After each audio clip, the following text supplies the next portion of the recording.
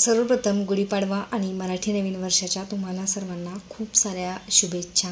तर काल मी ठाण्याला गेलेली आणि तिथून खूप सारी फुलं अशी घेऊन आलेली आहे आणि आंब्याचे ढाळे वगैरे सगळे हे पप्पांनी आणलेले होते।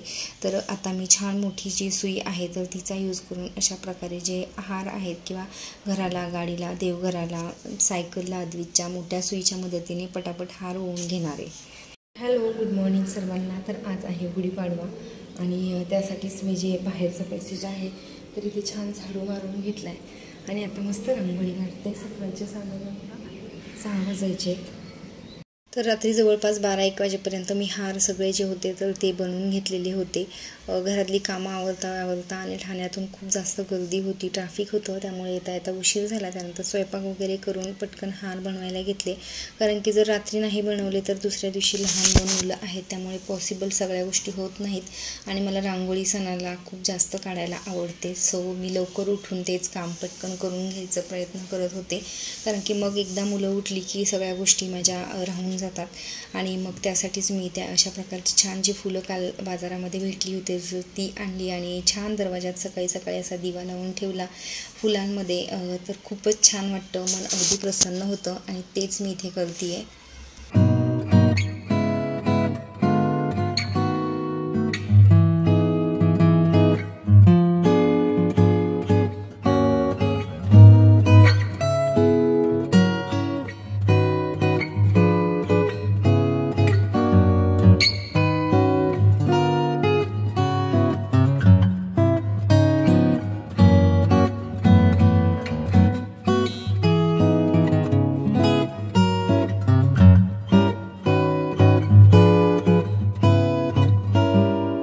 तर इथे छान मुलं उठायच्या अगोदरच मी रांगोळी काढून घेतली आणि त्यानंतर चहा वगैरे पिला। तर अशा प्रकारे छान सकाळची सुरुवात झालेली आहे आणि मस्त कोवळं ऊन इथे पडायला लागले। साधारणतः 7 वाजता सगळी रांगोळी वगैरे दिवे लावून तयार झालं होतं आणि त्यानंतर मी छान फ्रेश वगैरे झाले।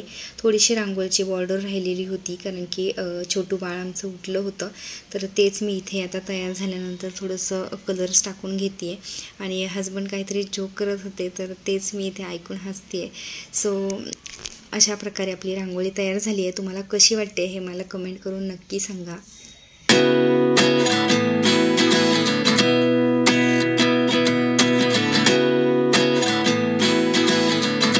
तर दुपारी जेवणासाठी उशीर होईल म्हणून मी इथे उपमा बनवला होता। मात्र खरं अशी गोष्ट झाली की दिवसभर शूटिंग आणि त्याच्यामध्ये दुपारपर्यंत इतकं बिझी होतं आणि सगळ्या गोष्टी कॅमेऱ्यामध्ये कॅप्चर व्हाव्या म्हणून हजबंडसुद्धा प्रयत्न करत होते, तर इथे तेच चालू होतं आणि त्याच्या नादात आमच्या दोघांचाही नाश्ता करणं राहून गेलं आणि जवळपास 3 वाजले आम्हाला सगळं आवरून जेवेपर्यंत, कारण की थोडासा जरी 5 मिनिटाचा व्हिडिओ वाटत असेल तरी पण त्याच्यासाठी लागणारी जी मेहनत आहे तर ती भरपूर असते।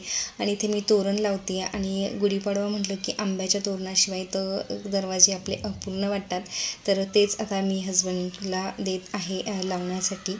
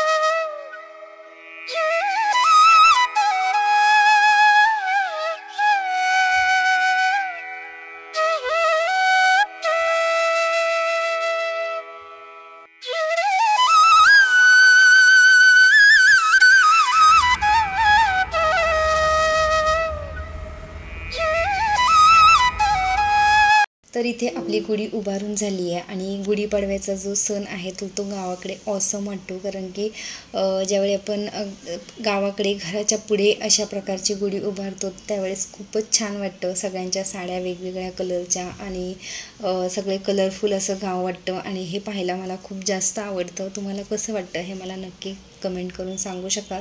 त्यानंतर 1-2 फोटोज क्लिक केले आणि आजचा गुढीपाडव्यासाठीचा अशा प्रकारचा हा लुक आहे. कसा वाटतं हे मला कमेंट करून नक्की सांगा.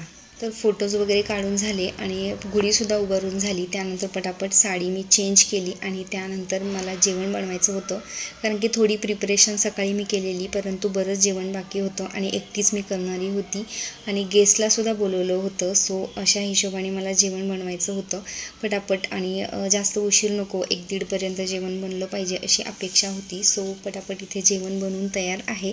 तर जेवण मी इथे थोडंसं ठेवलेलं आहे, कशा प्रकारे बनवलेलं आहे तर ते दाखवण्यासाठी.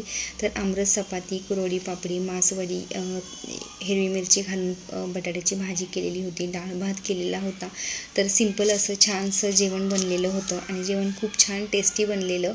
तर अशा प्रकारे आम्ही सेलिब्रेट केला आमचा गुढीपाडवा. आशा करते तुम्हाला आजचा आपला जो गुढीपाडव्याचा व्लॉग आहे तर तो आवडला असेल. व्हिडिओमधलं थोडंफार जरी काही आवडलं असेल तर व्हिडिओला लाईक करा, जास्तीत जास्त लोकांना शेअर करा आणि जर सबस्क्राईब केलं नसेल तर सबस्क्राईबसुद्धा करा. तर आजचा व्लॉग आपला इथेच संपतो. भेटूयात अशा छानशा एका नवीन व्हिडिओसोबत. तोपर्यंत टेक केअर, बाय बाय.